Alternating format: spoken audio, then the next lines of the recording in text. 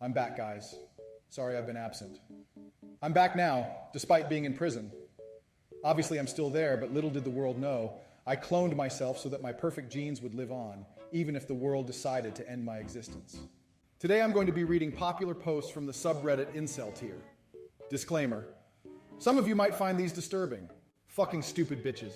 I've been cyberstalking this girl since 2015-ish. This isn't a complete stranger or anything. I'd catfished her, telling her I'm a Chad, and she believed me for about 6 months or so. We met on the tech side of Omegle, she liked me, and we exchanged email addresses. We then drifted apart over the course of the following 6 months.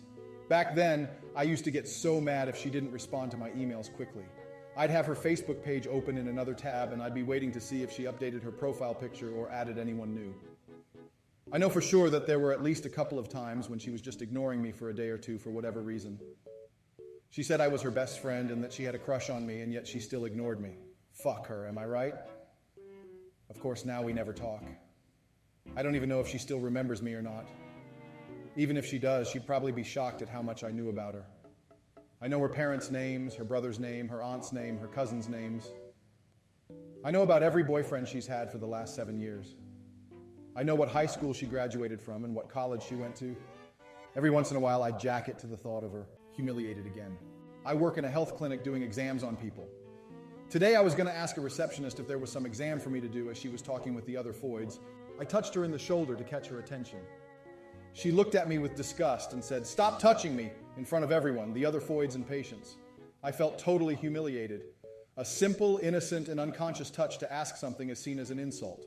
We should be very careful. They would wipe us out of existence if they could. Our mere presence bothers them.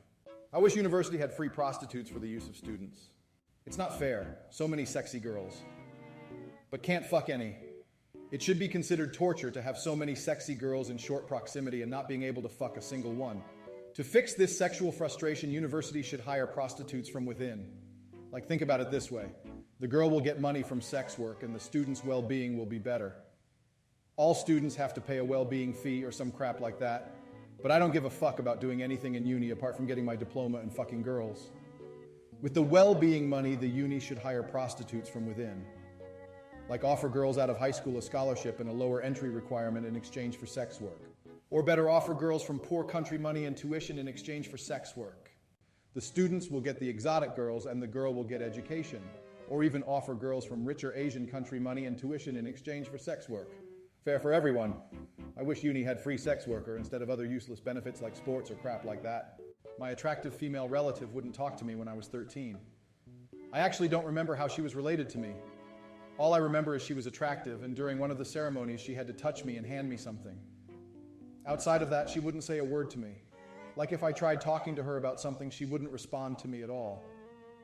I only did this a few times and definitely looked at her a lot, but she acted like I didn't exist. While she was never rude to me, she gave me zero attention even when it was obvious I was addressing her. It pissed me off a little. One time I wanted to interact with her alone, and I asked my aunt where she was, and she just laughed and asked why I needed to talk to a female in my age group. My curry horse sister called me an incel after I race-pilled her. I opened up to my sister yesterday. I said that I felt my dark-skinned curry phenotype was holding me back. She said it wasn't and that my looks were fine.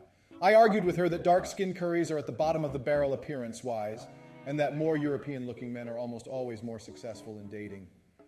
She told me that she thinks I'm on the path of becoming an incel. Really annoying guy in psychology class. So in psychology, we are making group projects about like the parts of the brain and what they do. So I got paired with this dude and 3 other females, and this dude looks like a nerd. He had glasses and he has like little beard or something.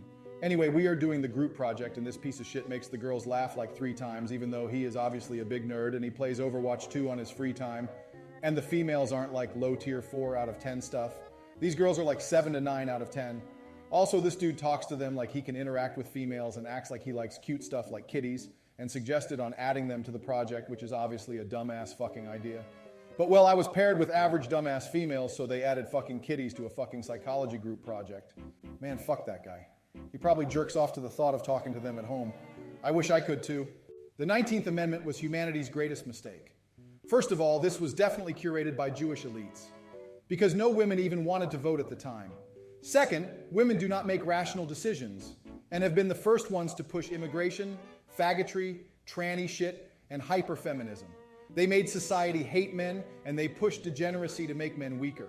Everywhere I go, I constantly see hate just for being a man, and it makes me feel like shit. You can't criticize a Foyd's weight, bust size, ass size, or anything really. But when a man is flawed in a certain way, it's normal for society to judge them. Due to women getting more power, the natural balances of society have shifted, creating havoc. The most disgusting body part is vagina, never washed, full of cum, sweat, period blood, birth control, lube, aborted fetus parts, tampon and lube residues, and all that is fermented inside into a gooey soup, has ingrown hair, full of STD, STI.